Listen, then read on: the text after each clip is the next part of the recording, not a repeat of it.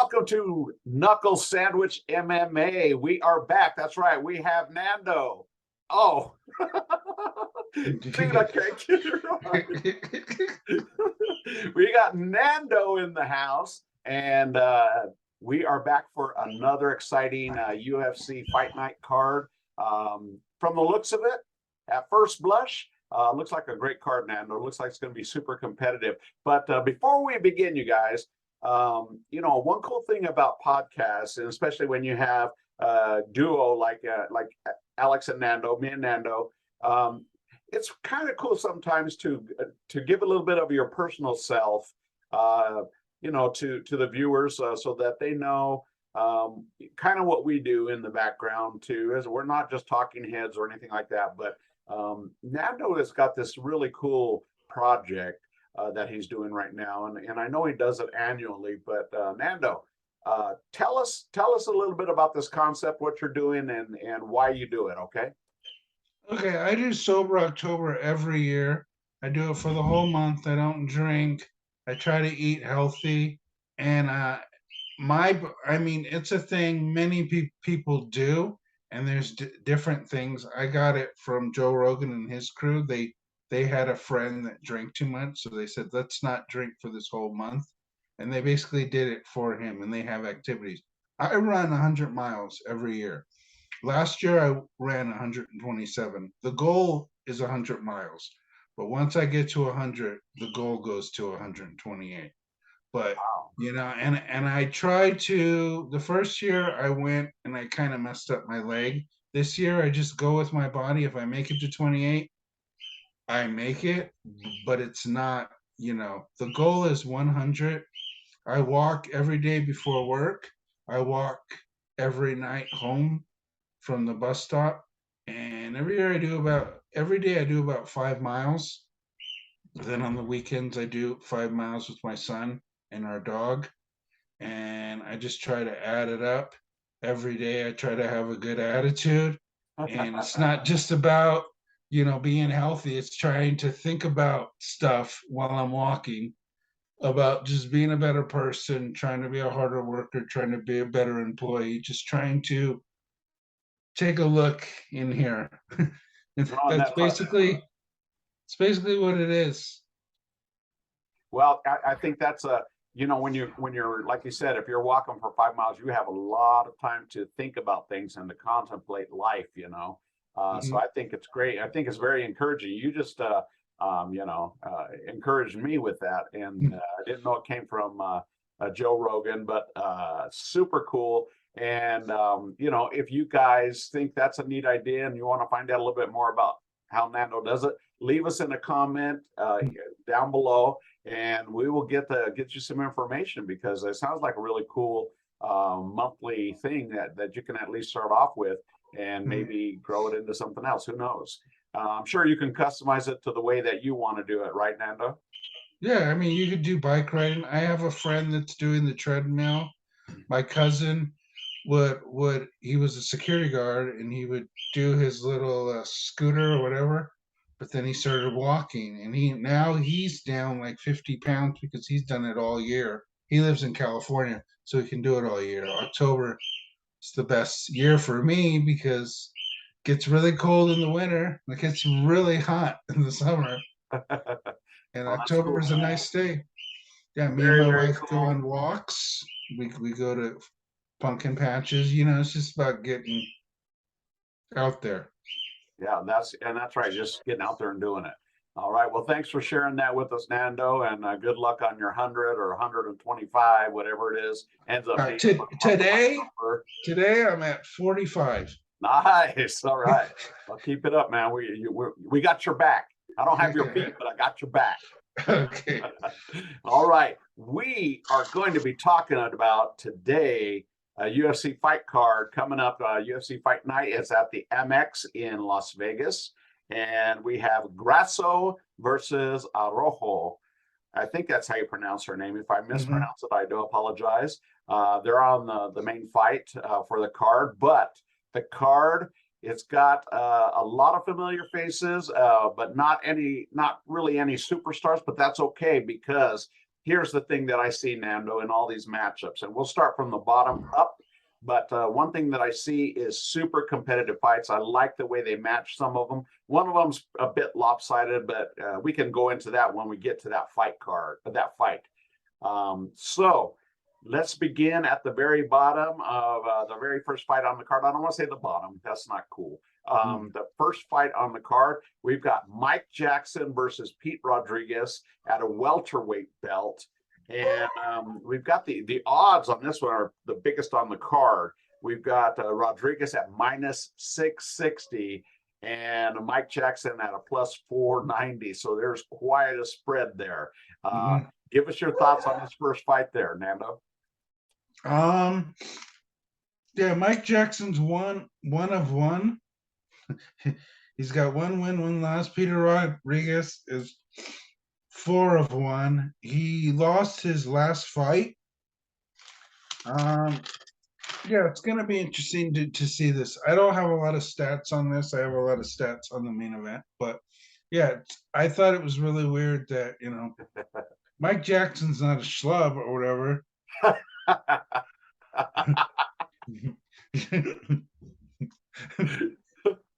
Well, I think you know, Mike Jackson came with a lot of controversy too. You know, I think really? I think his first fight, if I recall correctly, was CM Punk. Was that Mike Jackson? Yeah, The guy that was like a photographer? yeah, that's that Mike Jackson. And it's interesting because they got rid of him because they didn't like the way the fight played out. I thought there was too much showboating and stuff going on. And it might not, I think it was CM Punk, but I can't remember. I think so. Anyway, so they cut him loose and then they brought him back. Now, this fight here, because of the odds, it's almost saying they want to cut him loose again. I mean, what else can you take from this unless Mike Jackson can beat this guy? Because Pete Rodriguez is very, very tough. He's a tough dude, really exciting to watch, and he's got a lot of heart. So if Mike Jackson, who I believe is older, if he could pull it off, you know, maybe a good thing for him. But I think if he loses or if he gets knocked out or submitted, I think that might be the last time we see Mr. Jackson in the UFC. But it's just my personal opinion, okay? I mean, you're probably right. Yeah, he was like acting like he just beat Israel Adesanya. He was like, "What is this? All you guys got? Whatever." And then they're like, "Hey, man, you just beat a guy that's not very good. He's been training for like a year." But you got to have that swagger. The only thing is, if you got the swagger, you got to back it up. You have to back it. If you back it up, then what can you say? What can anybody say? You know, in all of MMA, let me ask you this, Nando: who had the most swagger? Swagger? Oh man, when I think like I can't. I mean, I'm trying to think of somebody. Like I think of Chael, but Chael wasn't like swagger. Chael was like, I don't know. I'll say Conor McGregor.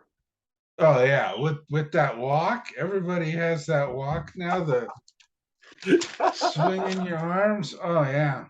Yeah. So you know, but and if you guys have you know, suggestions, put them in the comments below. Who had the most swagger in the UFC, or who has it?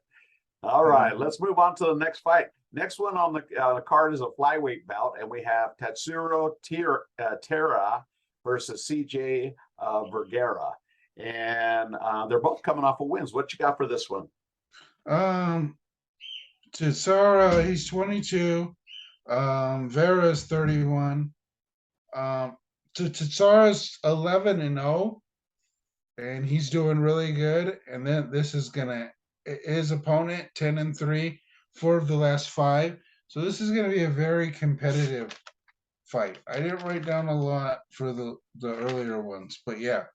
Okay. I just basically have the ages and the records. Well, one thing that I think that I like about Tatsuro is he fights long. He's pretty good at about keeping distance, and CJ is the opposite. he likes to get into that, into that phone booth and like to mix it up. So I think you're right. It's going to be a very, very good fight. One thing I do know about Teixeira, now, well, either one of them, they don't back up. I mean, you're not going to see anybody running. You're going to see distances maintained, but that's about it. They're going to scrap, and it's going to be a good fight. So keep your eye out for that one. I'm looking forward. We got to pick a winner. Who do you got? Who you got? I'll go with Tierra. Okay, I'm gonna say the same thing. Okay, just because I want to support you, Nando. I want to support. Yeah. Want to support the Nando. All right, let's go ahead. Tierra Rodriguez and Sam Hughes. Sam Hughes is 30. He's 7-4. 2 of the last 5. Rodriguez is 8-0. He's a Dana White contender alumni, I guess. And yes, this one's going to be really interesting. We'll looking record wise, Rodriguez should win, but you should never count anybody out. Well, I'm looking at. I saw Sam Hughes fight her last fight, and she's tough. She does get hit, but she's tough, man. Really, really tough. She can take a punch, but she does get hit. I wasn't super thrilled about. She kept her head on the line. She didn't move it too much, and she was getting tagged a little bit. But she kept moving forward, which was really good because it disrupted at least the distance of the strikes being thrown at her. So I don't think they were like full blown hard strikes. I think if she shortens it up by 2 or 3 inches, it takes a lot of sting off of that punch. But I'm going to go with Rodriguez on this one as well, because I think she's just going to bring a freshness to it. They're both fairly new, but I think Rodriguez is going to want to try and prove some points and move up the list. So I'm going to pick Rodriguez on this one. And is that who you have? Yeah. All right. Let's move on to the next one. By the way, that is a women's strawweight belt. Next up, we have the featherweight bout with Joanderson Brito versus Lucas Alexander. And Lucas Alexander is making his debut. So it's going to be hard to find info. But Nando, what do you see on this fight? He's got 7 of 2. He's 5 of the last 5 fights. Joanderson Brito, they're both 27. He's 13-3. 4 of the last 5. He has a win over Andre Philly, which is a pretty good thing. That's a big win. Yeah, that's a good win to have. Mm-hmm. And I'm gonna go with Brito, just because I know more about him. I didn't get a lot on Alexander, but you never know with debuts. They don't put people in debuts like with a really hard fight right at the beginning unless they're really good and they want to showcase them. No, and I agree with that, because it wouldn't make any sense to have somebody who's just brand new and get clobbered. You want to have a nice competitive fight. So I think, and they're both Brazilian, so I think the jiu-jitsu level is probably going to be up there for both fighters. I'm going to go with you once again, Nando, for Sober October. I am going to go with Brito because of his fight against Feely. He's a tough dude. Looked really good too. And not afraid to mix it up. He's not afraid to throw strikes. I like it, and I like I like every aspect of the fight game. But if you're a good striker and you don't fear the takedown, that makes you a dangerous person. Yeah. All right, let's go with the next one. Next, Maximov, 24, and Jacob Malcolm, 27. Malcolm's 6-2. He has a loss to Brendan Allen and Phil Hawes. Next, Maximov is 8-1. He's 4 of the last 5. He has a loss to Andre Petrosky. And that was a good fight too. Very, very tough fight. Yeah. So who do you have? Who do you have on this one? I have Malcolm. You think the Aussie's going to out tough him? Yeah, I think so. I think it's gonna we're gonna see some fireworks. Yeah, I agree. Well, this is where you and I part ways, my friend. I am going to go with Maximov. And here's the sole reason why I'm going to go with Maximov. Here's the sole reason, because I am a logical man. Okay. I'm logical. Okay. I'm looking at this logically. And here's my sole reason why I'm going with Maximov is that cool last name. Come on, man. Maximov? Maximov. You're Come picking him because on. of his name? Yeah. You walk in and then they say, "What's your name, sir?" And you say, "I'm Nick Maximov." Come on. Come on. Okay. So I'm picking Maximov. Plus, I think he's a really, really tough guy. But I think it's going to be a great fight because Malkoon is tough too, man. Those dudes from Australia are pretty hardcore, pretty tough dudes. All right, next one we have is a bantamweight bout. We've got our old friend Rafael Assunção versus Victor Henry. And that's a bantamweight. We've got the odds at Victor Henry minus 340 and Assunção at plus 280. So that's a pretty good spread too. What you got? Victor Henry, he's 22-5. He's 4 of the last fight. His second UFC fight, first UFC fight went pretty well. Assunção's 40. He's 27 of 9. He's got one of 5. His losses to Ricky Simone, Cody Garbrandt, Corey Sandhagen, Marlon Moraes. I mean, a who's who of some of the toughest guys. And, I think you said this is bantamweight? Yes. Yeah, I think Assunção is getting kind of older. I don't think they'll cut him because he's a great fighter. He fights whoever they put ahead of him. I think I'm gonna go with the Assunção. Ooh. But I don't know. I mean, going down in weight and somebody that tough. Oh man, that's yeah. I'm still gonna go with the Assunção. Okay. I'm gonna go with the Assunção. His jiu-jitsu's good. His boxing's good. I think he needs to take him down. To be honest, I don't think he's gonna. I think the speed of Henry is gonna, because when they go down in weight, those smaller guys are a lot faster.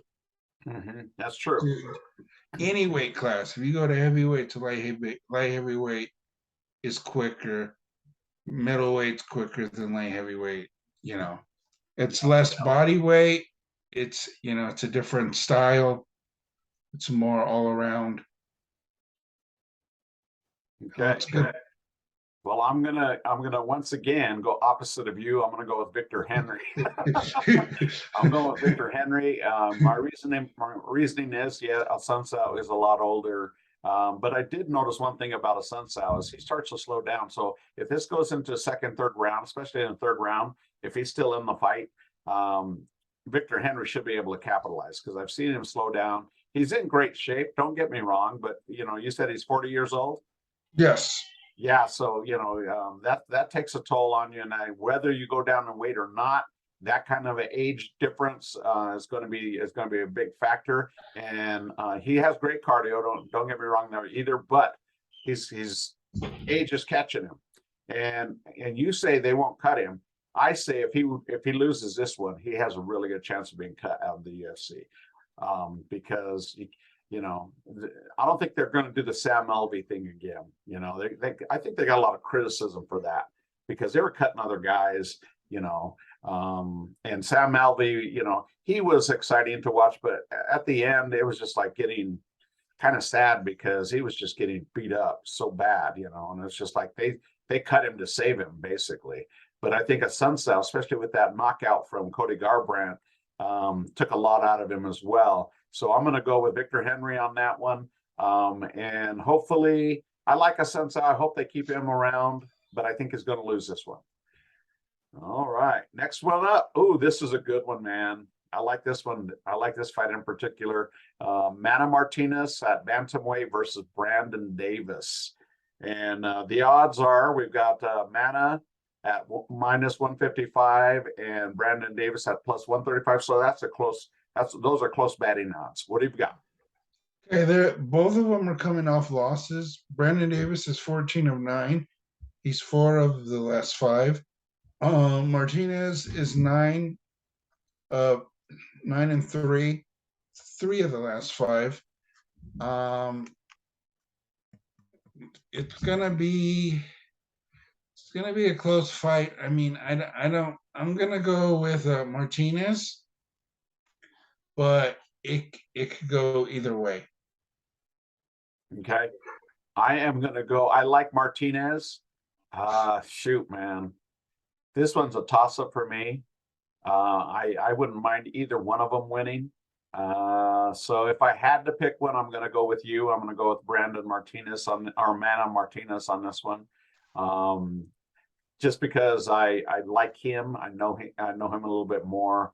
But they both have great styles. It's going to be a great fight. So keep your eyes peeled for that one, you guys, because these fights, I think there's going to be some finishes. There have been a lot more finishes lately. Have you noticed that? Yeah. All right. Now we're coming up to the main card of the evening. And we have another banger. We've got Misha Serkinov versus Alonzo Manifield. What you got there? Okay, Misha Serkinov is 15 of 8. He's 1 of the last 5. He has losses to Wellington Turman, Christoph Joko, Ryan Spann, Jimmy Walker. He's from Extreme Couture. He's got a judo background. He's from Canada. He was a Greco-Roman national champion and a freestyle national champion for Canada.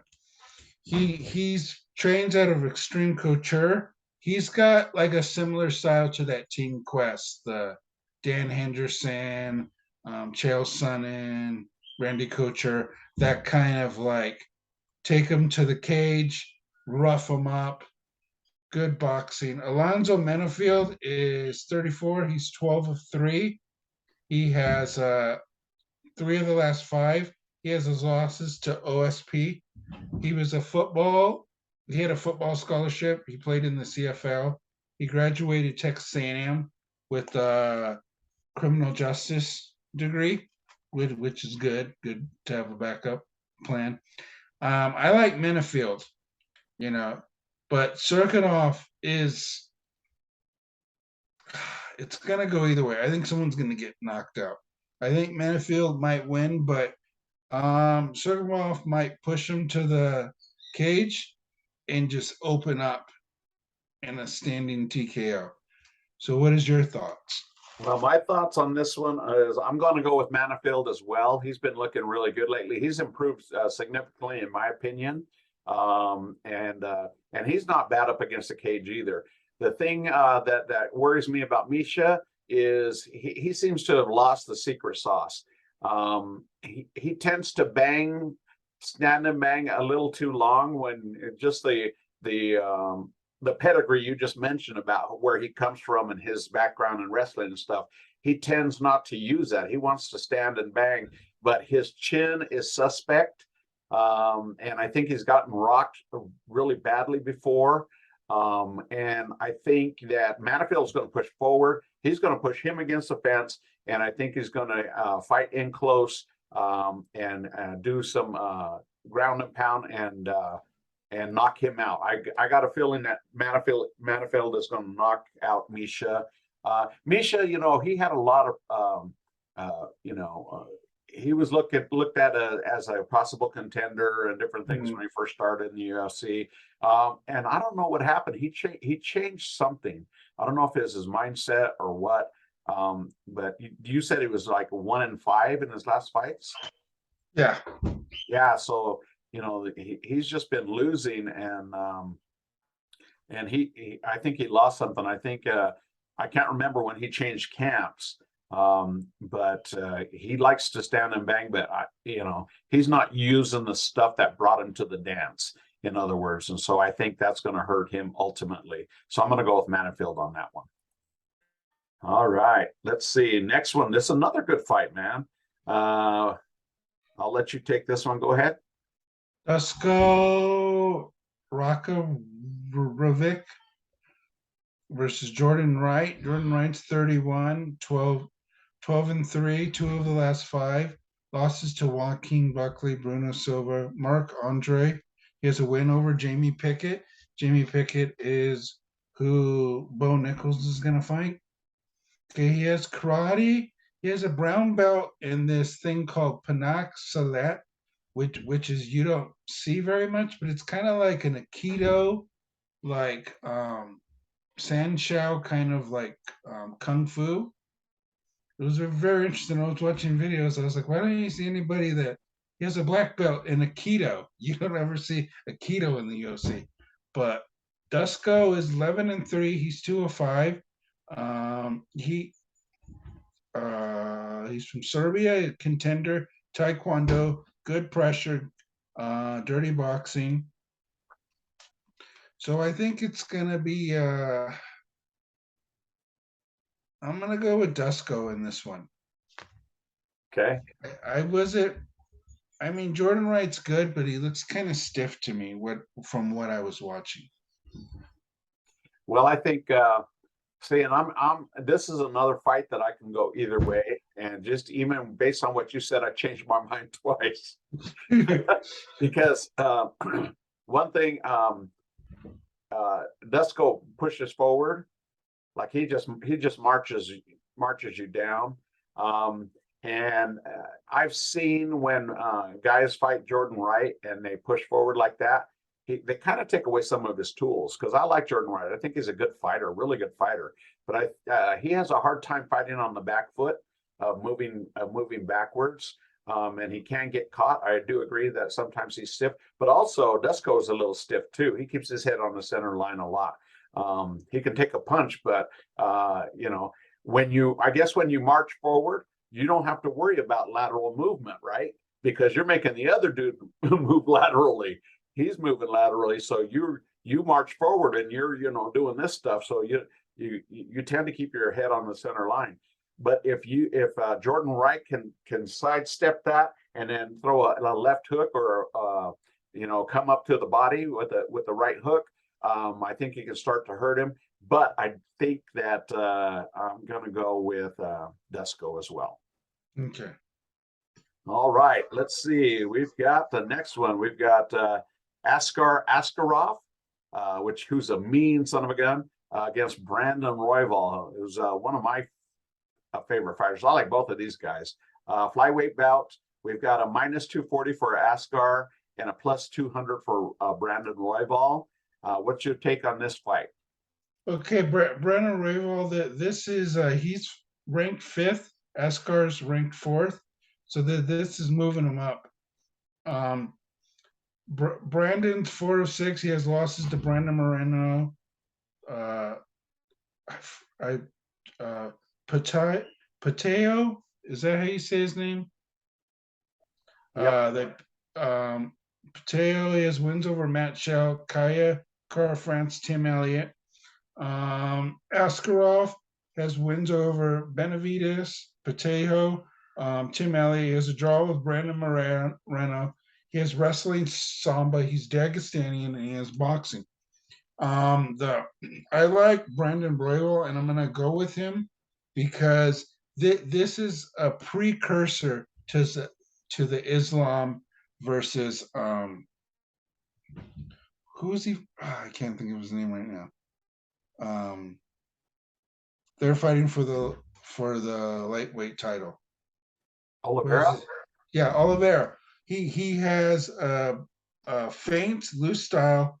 He has the rubber guard, the Brazilian rubber guard, which is great for that type of Dagestani wrestling.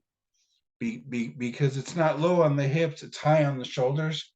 You pull your leg, and you have your leg right here, like you would have your arm, and you grab your leg like this, and you keep them real close, and then you try to move their bottom leg, which is really good. I'm gonna go with Royval on this. Okay. What is your? Good analysis on that fight. I have to go. Man, we're just too different on this one. I'm going to go with Askarov, and the reason being is because not only is he really good on the ground, but he wants to avenge that last loss. I think he was embarrassed by that, so unfortunately, and I like Brandon Royval. Unfortunately, Brandon's going to have to pay for that for his last loss. All right, let's move on to the next one. We have a bantamweight bout. Oh, and you have some interesting things about this bout. We got Cub Swanson versus Jonathan Martinez. Odds are plus 175 for Cub and minus 205 for Jonathan. What have you got on this one? Okay, Cub Swanson's 38. He's 28 of 12.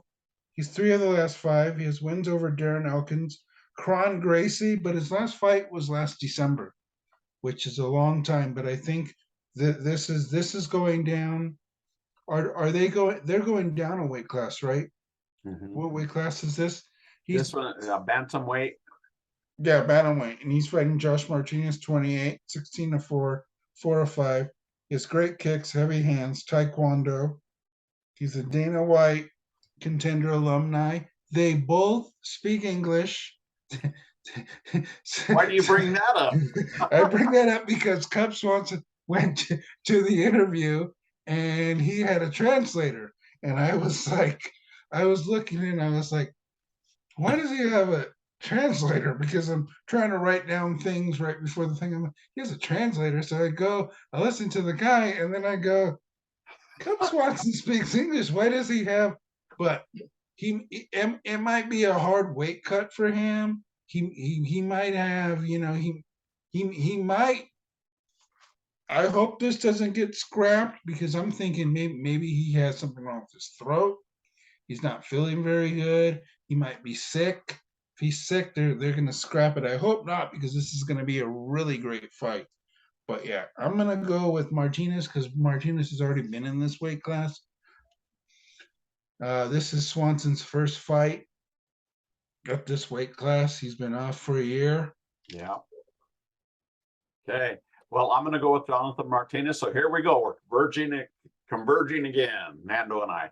I'm going to go with Jonathan Martinez. I'm going to go with also his youth and his hunger to move towards the gold.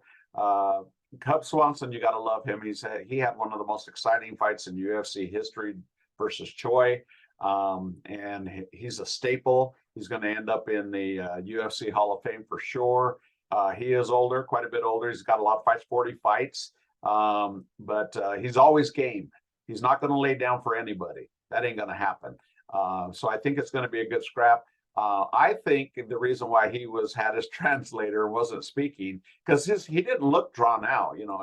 I know he had his sunglasses on, but I think it was an intimidation technique. He was trying to, put the fear in Terminator type fear into Jonathan Martinez. I don't think it's going to work, but that's what I think happened. But you could be right. You make a good point that maybe he was a hard weight cut, or he was sick, or maybe he just had a sore throat and just didn't want to sound all raspy, because then that would give the opponent a little bit of, okay, I got this guy, he's already under the weather, so we got this guy.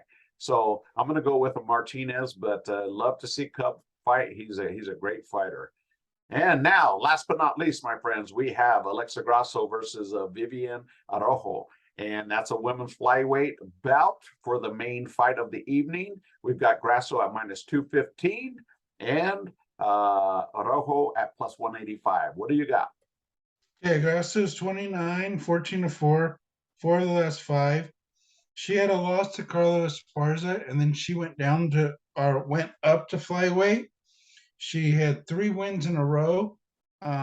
She's ranked 5th, but Shevchenko's went through everybody, so I'm saying this fight right here might be a title contender fight because everybody else has already fought for that title, unless Shevchenko fights the girl that she just fought again, which people thought the girl won. She's a great boxer. They should run that one back for sure. Great boxer, great head movement, tough as nails. Her opponent, Araujo, is 35, 11-3, 3 of the last 5. Great wrestling, Brazilian Jiu-Jitsu. She's ranked 6. I'm going to go with Grasso on this one, but yeah, I'm going to go with Grasso. I think Grasso is on a streak. She's got the momentum, and I think she's going to pull it out. I'm going to go with Grasso as well. I think she's got better striking on the feet. I do think Araujo is a little bit better on the ground, but my memory fades in and out with Grasso as far as her ground game. I know she's tough everywhere, but it seems to me that Araujo has a little bit better ground game. But I think if they keep it standing, or even Grasso will be able to get back up. I don't think she'll just hold her down or anything like that. So I'm going to go with Grasso with the striking, and I don't know if it's going to be a finish. I think it's probably going to be a split or a majority decision, unanimous decision, I should say. Mm-hmm. So that's my pick. It's going to be a great card, you guys. We are nearly out of time, but one thing I do want to bring to your attention is the fight next time. What's the next fight? I know you're excited about it. Okay, I want to, this part, I'm going to do a little rapid. So next week is Islam and Makhachev.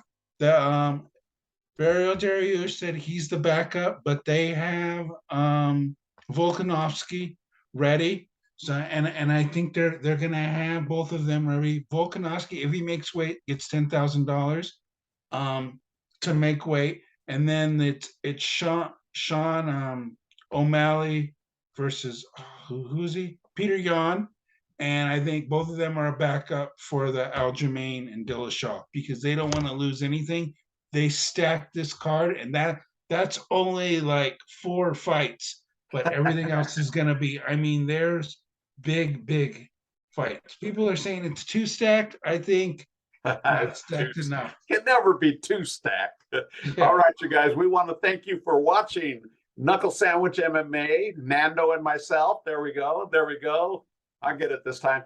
And we want to thank you for tuning in. Don't forget, like, share. Tell your friends about us. We want to continue to grow our audience, and we'll continue to bring great analysis. Nando, thanks again.